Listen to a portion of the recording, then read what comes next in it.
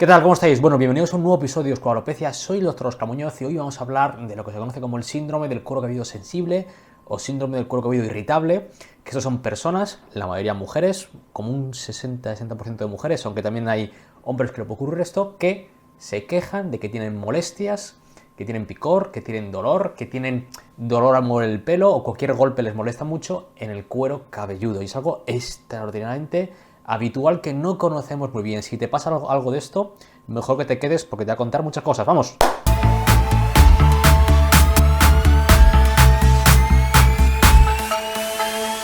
El problema de esta entidad es que es un síndrome. Un síndrome de medicina, hablamos de algo, una enfermedad que tiene una serie de signos y de síntomas. Y fundamentalmente con el síndrome del cuero cabelludo sensible predominan los síntomas. Es decir, que muchas veces los médicos no vemos nada en el cuero cabelludo del paciente y el paciente nos cuenta muchísimas cosas, que le molesta mucho, que le duele mucho, que le pica mucho, y claro, nosotros tenemos que creerle porque evidentemente no estamos viendo nada. Y esto a veces limita mucho lo que podemos entender la enfermedad, porque no tenemos nada, ninguna variable objetiva que no sean los comentarios subjetivos del paciente que nos ayude a clasificar. Pero por ser operativos, vamos por partes. Si tú tienes molestias en el cuero cabelludo, lo primero es descartar que no hay una causa que se pueda tratar fácilmente de cuero cabelludo sensible. Y esto es fundamentalmente la caspa, la dermatitis, la psoriasis, tener hongos, tener piojos o, ojalá que no, pero una alopecia cicatricial también puede darte este tipo de síndrome de cuero cabelludo sensible. Y es tan fácil como ir al médico. Vas al médico, hace tricoscopia y se ve en ese momento si hay algún problema o no. Te pone un tratamiento. Y si no mejoras, a lo mejor requiere alguna prueba más como una biopsia. Y fin de la historia. Y en los casos, vamos a decir, más habituales, con esto se llega al fondo de la cuestión, se resuelve el problema, que yo os digo que habitualmente es dermatitis seborreica mal controlada, y se cura. Pero aquí voy a hablar fundamentalmente de gente en el cual el cuero cabelludo está ya bien tratado, o gente que no tiene nada de cuero cabelludo, pero sigue quejándose de estas molestias. Y esto es un poquito más complicado, porque no hay mucha información, os lo digo yo. Voy a contar un poco mi experiencia. Suelen ser personas que tienen molestias a veces muy llamativas y a veces les despiertan por las noches en el cuero cabelludo, que no pueden a veces ni tocarse ni peinarse porque les provoca gran cantidad de molestia, de picor y de irritación y muchas veces de dolor punzante, y tienen tricodinia. Tricodinia es que al mover así el pelo, duele mucho el cuero cabelludo, y esto está muy demostrado, y además esto se asocia casi siempre a caída de pelo. Cuando hay tricodinia, muchas veces ahí también hay fluvio, es decir, hay caída de pelo.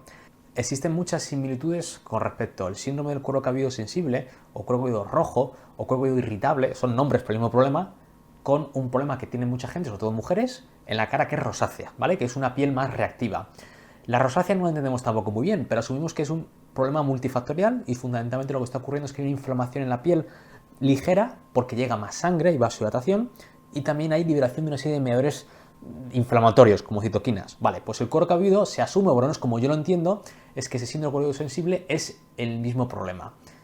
La dificultad que tenemos es que cada persona tiene detonantes distintos, ¿vale? Hay personas que a lo mejor el calor le detona el picor o le detona las molestias, hay personas que a lo mejor son algunos tipos de peinado, hay personas que a lo mejor son alérgicas a algún componente de algún champú, como ahora veremos, y son cosas que hay que tener en cuenta para ver si realmente hay esta problemática o no. Aunque ya os digo que muchas veces, desafortunadamente, el problema es que esa persona es así, sí, tal cual lo estoy diciendo. Es decir, que hay personas que tienen esa piel de cuero cabelludo alterada porque genéticamente son así, y cuando se exponen a determinados detonantes empeora, con lo cual el tratamiento no es curar su problema porque no tiene cura, ellos son así, sino limitar o disminuir esos posibles detonantes habitualmente ambientales a los que se puedan, digamos, exponer para disminuir las molestias. Y ya os digo que esto es algo muy difícil de estudiar. ¿Por qué? Porque claro, como es un tema subjetivo, hay que fiarse de la opinión de los pacientes, y de hecho hay estudios de esto que a lo mejor cogen a 100 mujeres y les dicen, ¿usted tiene el cuero cabelludo sensible? Y más o menos la mitad o más dicen que sí. Y esto no es lo que yo veo en consulta, ¿vale? Realmente no hay tanta población con cuero cabelludo sensible. Hay que ver lo que cada uno determina o no sensible. Cuando hablo yo de un cuero cabelludo sensible, no es que decimos cuando te pique o te duele, no. Es que es un sin vivir, ¿vale? Es un sin vivir porque tienes continuamente molestias en el cuero cabelludo, dolor, etcétera, cualquier toque. No es que de repente te pique 2 veces a la semana. No, tendrás caspa. Fin de la historia. No es lo mismo, ¿vale? Aunque sí que hay algunas generalidades que nos ayudan un poco a clasificar a estos pacientes y entender mejor el problema. Hay un estudio muy interesante de unos coreanos hace no mucho tiempo, de 2019, que miden la temperatura en mujeres que se quejan de más molestias en el cuero cabelludo y se dan cuenta que la temperatura del cuero cabelludo de la piel de estos pacientes es superior a controles sanos. Y es lo que decía, que esto va muy en relación al tema de la rosácea probablemente y a la vasodilatación. Les llega más sangre. Al llegar más sangre está más rojo. También llega, y evidentemente llega más sangre, también está más caliente, les molesta más, les pica más. ¿Y esto por qué se determina? Pues a ver, una causa habitualmente va a ser el calor. Evidentemente, el cuerpo humano cuando le llega más calor dilata los vasos sanguíneos que son superficiales en la piel para intentar eliminar un poco esa temperatura, ¿vale? Entonces, evidentemente, un detonante clásico del cuero cabelludo sensible es el calor. Por eso siempre a estos pacientes hay que recomendarles, por ejemplo, que duchas no se las pueden dar calientes porque les pica mucho más, templadas o frías, ¿vale? O por ejemplo, el sol les viene fatal. Yo recuerdo casos con pacientes incluso que han tenido, después que este cuadro se ha originado después de quemaduras de sol, ¿vale? Entonces hay que tener muy cuidado con la exposición solar. De hecho, un poco los detonantes que conocemos ahora para que hacen que el cuero cabelludo sea un poco más molesto son los siguientes. Las temperaturas, fundamentalmente calor, con mucha diferencia, pero siempre hay un porcentaje de pacientes que con fríos, pero mucho frío, se pueden quejar, pero fundamentalmente el calor. La humedad. Hay pacientes que también se quejan con la humedad, que les pica mucho más o tienen molestias en el cuero cabelludo. No debería ser así, pero hay pacientes que esto probablemente altera ese cuero cabelludo. Y esto tiene que ver casi seguro, o yo estoy seguro que tiene que ver con temas de microbioma. Es decir, ya sabéis que hay una serie de bacterias y hongos que viven en nuestro cuero cabelludo y esos bacterias y hongos viven en unas condiciones determinadas, con un pH determinado, una temperatura determinada, etcétera, etcétera.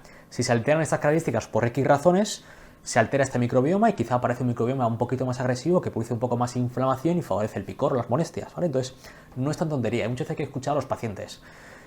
El alcohol es algo que siempre los médicos nos quejamos de que el paciente a lo mejor con alcohol empeora, pero luego realmente se ha visto que no es algo tan importante. Evidentemente el alcohol puede aumentar la vasodilatación, pero bueno, no es algo tan importante como por ejemplo los cambios de temperatura bruscos. Es decir, como entrar en un edificio y con el cambio de acondicionado que te moleste mucho más el cuero cabelludo. Es un clásico esto.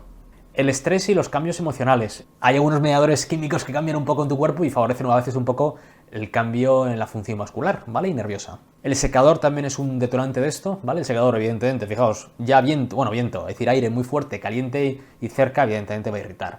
Y el número uno, que habitualmente se queja, es con otros productos de limpieza, habitualmente champús. Y esto quiero hablaros ahora, es decir, vamos a hablar ahora de cuál va a ser el mejor champú o el mejor champú, cuáles son las mejores características de un champú para ti que puede minimizar estas molestias.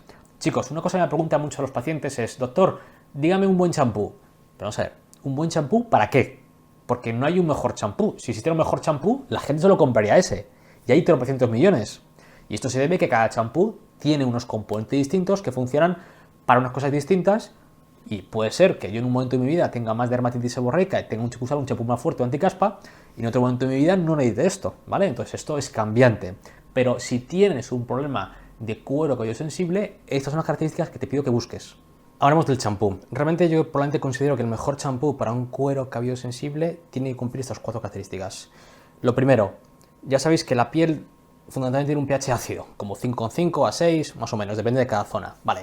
Pues en teoría los champús que yo creo que hacen un poco menos molestia en gente que tiene estos problemas de sensibilidad son champús con pH neutros. Un pH neutro es un pH de 7. 2.